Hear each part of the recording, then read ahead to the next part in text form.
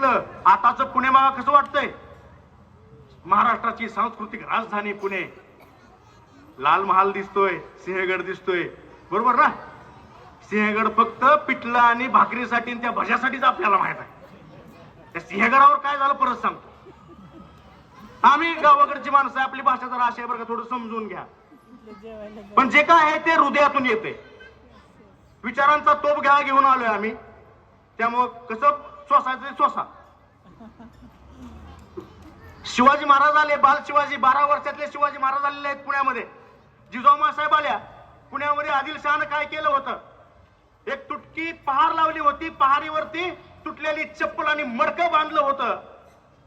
आमच्या संस्कृतीमध्ये अशुभ ती गोष्ट मानली जाते. विज्ञानवादी दृष्टिकोन असलेल्या जिजाऊ साहेब होत्या, त्यांनी ती पहार उचलून टाकली आणि सोन्याचा मुलामा दिलेला नांगर त्या पुण्याच्या जमिनीवरती फिरवला आणि माणसांच्या मनाची मशागत झाली. मनाची मशागत तुम्ही लिहिता. माणसांच्या मनाची मशागत झाली आणि माणसं पेटून उठली आणि या स्वराज्यामध्ये येऊ लागली. बालवय हो छत्रपती शिवाजी महाराजांचं. आता इथून पुढच्या व्याख्यानामध्ये 4 ते 5 मुद्दे शिवरायांच्या इतिहासाचे तुम्हाला मी सांगणार आहे. पहिला मुद्दा मध्ये छत्रपती शिवाजी महाराजांचं शेतीविषयक धोरण. शिवाजी महाराज वाढू लागलेले. 12व्या वर्षाच्या शिवाजी बरोबर कोण होतं? कान्होजी जेदे आलते, त्यांच्याकडून शहाजीराजांनी पाठवलेले होते. बाजी पासलकर काका होते. यांच्या व्यतिरिक्त कोण नव्हतं. मग शिवाजी महाराज फिरू लागले. सिंहगड रोड असेल, नांदेड सिटीचं नांदेड गाव, फार मोठा इतिहास आहे या नांदेड गावाला. नंतर शेवटला सांगतो व्याख्यानाच्या शेवटी. या गावामध्ये मुलखामध्ये फिरू लागले, मावळामध्ये फिरू लागले, माणसांच्या मनामध्ये चैतन्य निर्माण करू लागले, स्वाभिमान जागा करू लागले. 18 पगड जातीतील मावळ्यांना एकत्र घेतलं आणि स्वराज्य उभा केलं शिवाजी महाराजांनी. अरे वयाच्या 16व्या वर्षी आमच्या पोरांना बॅट सुद्धा हातात घेता येत नाही, त्या वयाच्या 16व्या वर्षी शिवाजी महाराजांनी हातातनं झेरणारी तलवार घेतली आणि आमच्या समोर ढई उभं केलं. स्वराज्याचा पहिला किल्ला जिंकला वयाच्या 16व्या वर्षी शिवाजी महाराजांनी. वयाच्या 16व्या वर्षी. आज आम्हाला फक्त 16वं वर्ष धोक्याचं एवढंच दाखवलं जातं. हा इतिहास तुम्ही मुलांना सांगणं गरजेचं आहे. मुलांवरती संस्कार. बरं या व्याख्यानातून काय घेऊन जायचंय हो? विचार घेऊन जायचा आहे. तो विचार आपल्याला या मुलांना द्यायचा आहे, शिवविचार. आणि ह्या शिवविचाराची पेरणी करण्यासाठी आमच्यासारखी माणसं येतात. पहिला मुद्दा, शिवाजी महाराजांना सैन्य गोळा करायचंय. त्यासाठी शिवाजी महाराजांनी बघितलं तर शेतकऱ्यांची परिस्थिती अतिशय दयनीय होती. मग शिवाजी महाराजांनी सक्त आदेश काढला की ज्या शेतकऱ्यांना बैल नांगर घेण्याची ऐपत नाही त्या शेतकऱ्यांना कर्ज दिलं जात होतं. आणि सगळ्यात महत्वाचं, ज्या शेतकऱ्यांची कर्ज फेडण्याची ऐपत नव्हती त्यांना कर्ज माफ केलं जात होतं. जगातला 0% व्याज दराने कर्ज देणारा जगातला पहिला राजा छत्रपती शिवाजी महाराज. माणसं खुश होऊ लागली. प्रसंग काय लक्षात घ्या. शिवाजी महाराज एक तसे विचार करायला गेले तर सरंजामशाही होती. ती सरंजामशाहीमध्ये सगळे रयत होते. रयतेंच्या वरती कोण होतं? वतनदार होते, पाटील होते, देशमुख होते, सगळे वतनदार होते. वतनदार मंडळी. इथल्या रयतेला राजा कोण आलेला आहे आणि कोण गेला याचं काय सुख दुःख नव्हतं. लक्षात घ्या. हे वतनदार काय करायचे? कर गोळा करायचे आणि राजांना नेऊन द्यायचे, जे काही राजे होते ते. मग शिवाजी महाराजांनी सगळ्यात मोठा नियम काढला, वतनदारी खतम. म्हणजे रोहित्याला प्रश्न पडला, अरे असा कोणता राजा आलाय की शेतकऱ्यांची कणव करतोय? लक्षात घ्या. डोळ्यासमोर प्रसंग आणा. आतापर्यंतच्या इतिहासामध्ये रयत बघत होती. कित्येक राजे यायचे. हे पूर्वी ज्या नांदेड सिटीमध्ये होते ते सगळे शेत होतं ना.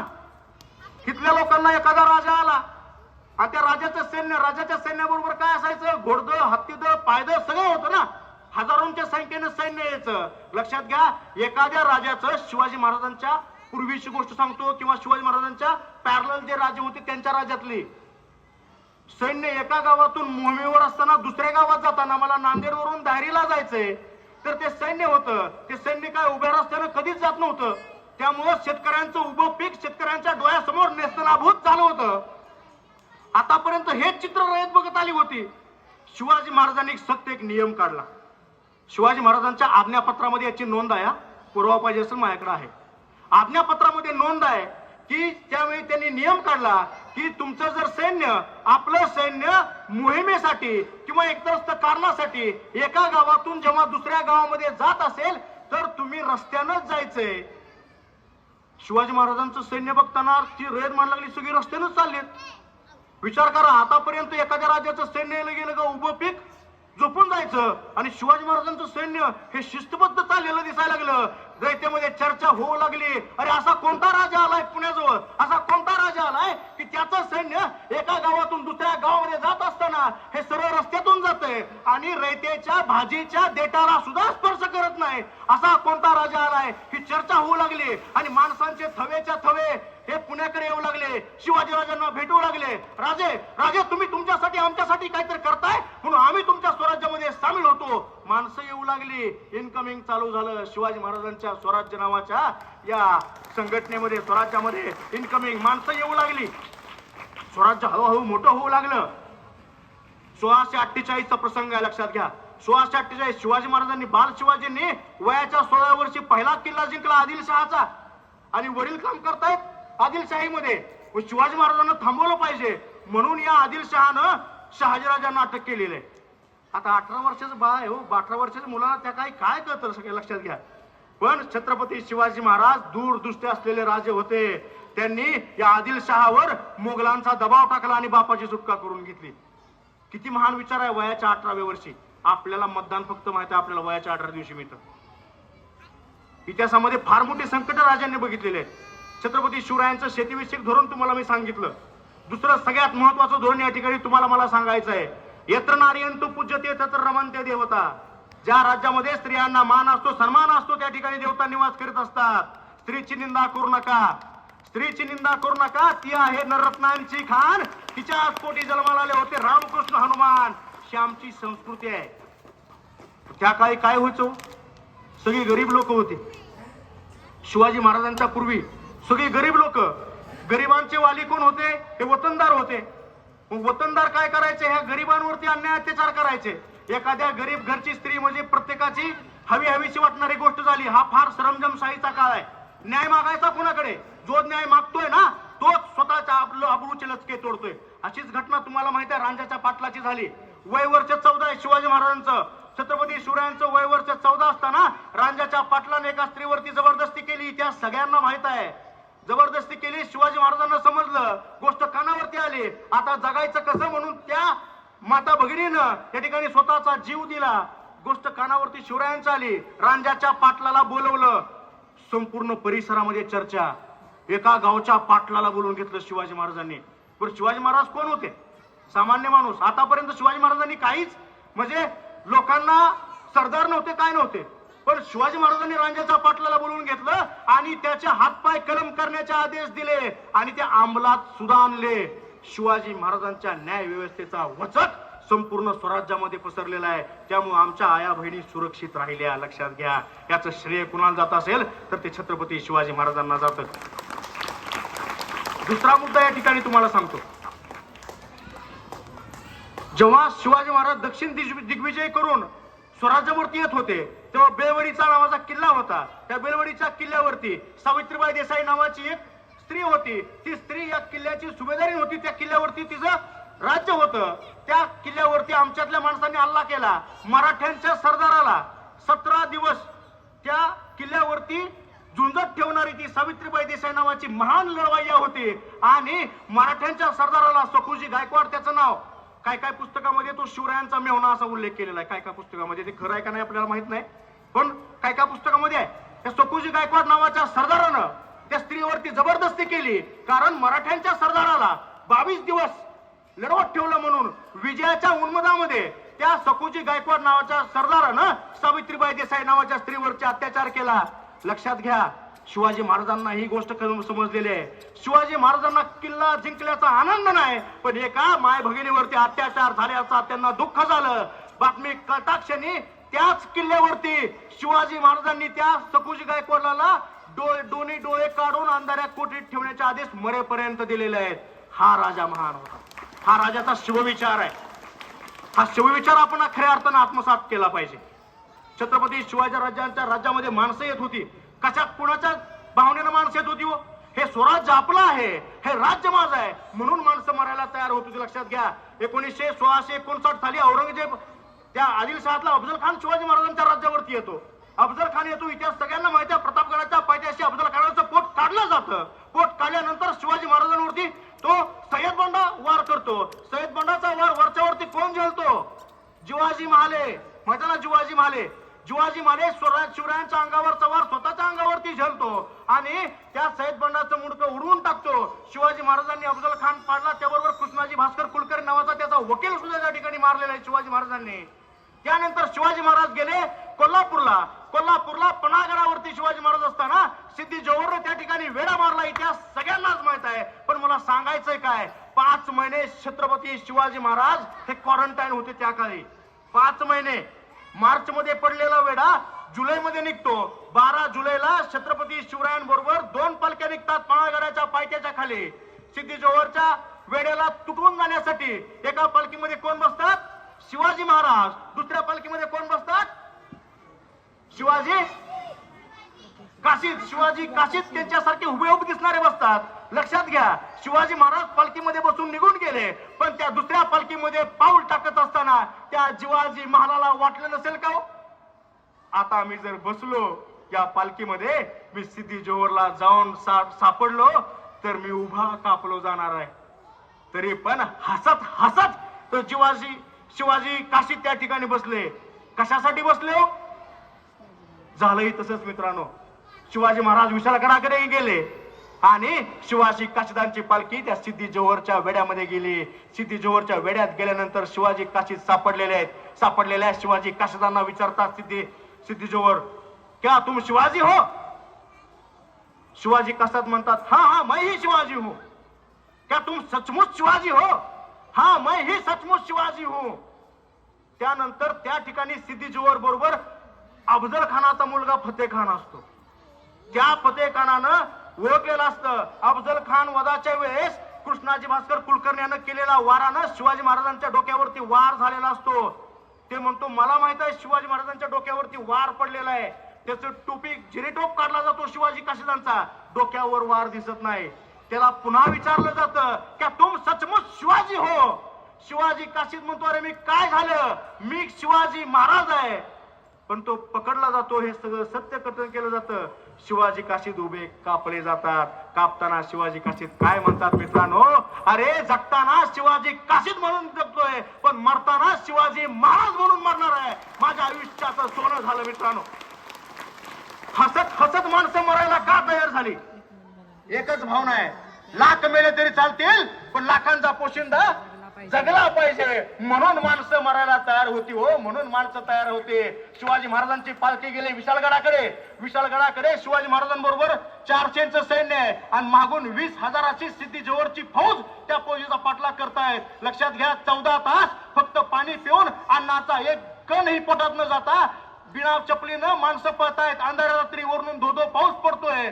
त्यांच्या बरोबर कोण होते? बाजीप्रभू देशपांडे आणि बांदलाची फौज घेऊन खांद्यावरती शिवाजी महाराजांची पालखी घेऊन लोक पळतायत. अरे कोण पडतंय, कोणाच्या पायाला काटा टोचतोय, कोणाच्या पायातून रक्त येतोय, पण माणसं थांबायला तयार नाहीत. का तर शिवाजी महाराजांना विशाळगडापर्यंत कसल्या परिस्थितीत पोहोचवलं पाहिजे.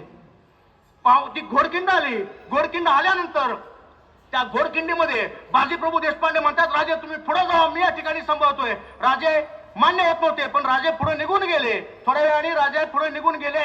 बाजीप्रभू देशपांडे बरोबर 250 बांदलांचं सैन्य आणि बाजीप्रभू देशपांडे थांबले. आता 250 विरुद्ध मागून आलेल्या 20,000च्या सिद्धी जोहरच्या फौजची लढाई नीतीने त्या ठिकाणी मांडली होती. लक्षात घ्या मित्रांनो.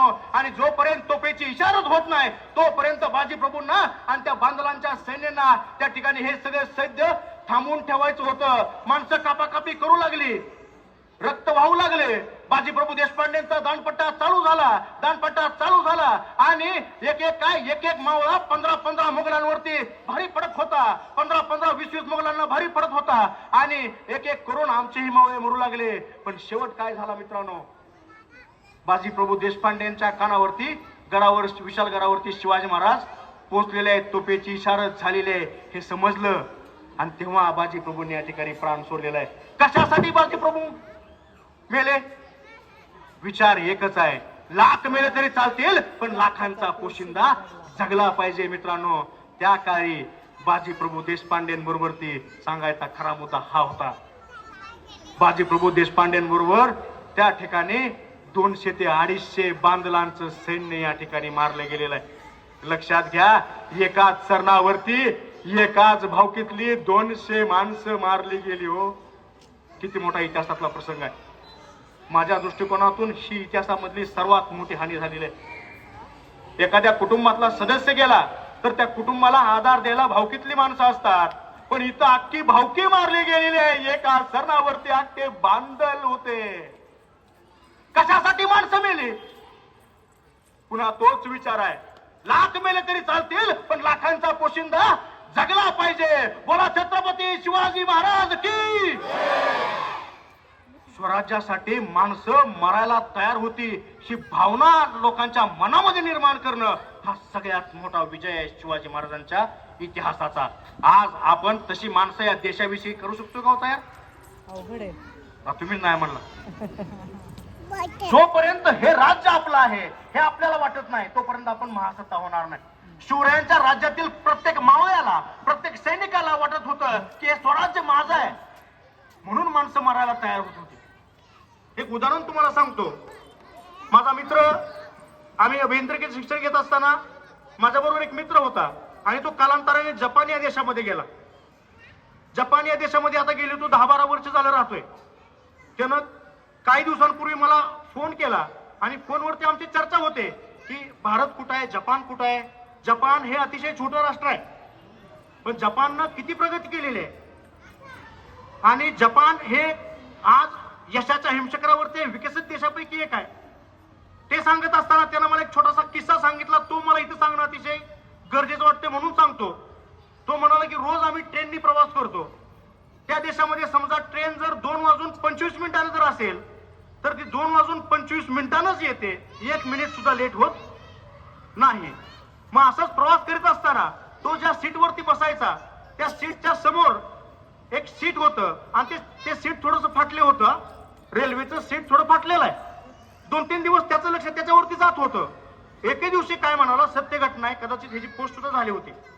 एके दिवशी काय झालं, एक माणूस सुई दोरा घेऊन आला, म्हातारा माणूस, तो टी शर्ट केलेला वाकलेला माणूस, तो शर्ट इन करत आलेला, तो ती ट्रेनचं फाटलेलं सीट शिवायला लागला. ज्याला कळलं ते आपला महासत्ता झाली. तो माणूस कुणालाही काहीही न बोलता ते फाटलेलं सीट शिवून निघून गेला. आज आपला अख्खा देश फाटलाय. शिवायचं ठिग तर कुठला व्हायचे? पण शिवायची तयारी कुणाची आहे का? मग हा विचार सगळ्यात महत्वाचा आहे. जोपर्यंत हा देश आपल्याला आहे असं आपल्याला वाटणार नाही, तोपर्यंत आपली महासत्ता होणार नाही. जसं जपानच्या लोकांना वाटतं, प्रचंड राष्ट्रभक्ती असलेले ते राष्ट्र. लक्षात घ्या, जपानवरती किती अन्याय अत्याचार झालेला आहे. दुसऱ्या महायुद्धामध्ये त्यांच्यावरती अणुबॉम्ब पडला, पुन्हा ती लोक उठून उभा राहिली, एकमेकांच्या हाताला हात धरून ती लोक उभा राहिली. पुन्हा काय झालं, जपानमध्ये सुनामी आला, कित्येक लोक मारली गेली, पुन्हा जपान उभा राहिलेला आहे. परत भूकंप झाला, पुन्हा माणसं मारली गेली, पुन्हा राष्ट्र उभं राहतं. कशाच्या जोरावरती राष्ट्र उभं राहतं? तर प्रचंड राष्ट्रभक्तीच्या जोरावरती राष्ट्र उभं राहतं. तसं स्वराज्य शिवरायांनी उभा केलं होतं, प्रचंड राष्ट्रभक्तीच्या जोरावरती उभा केलं होतं स्वराज्य.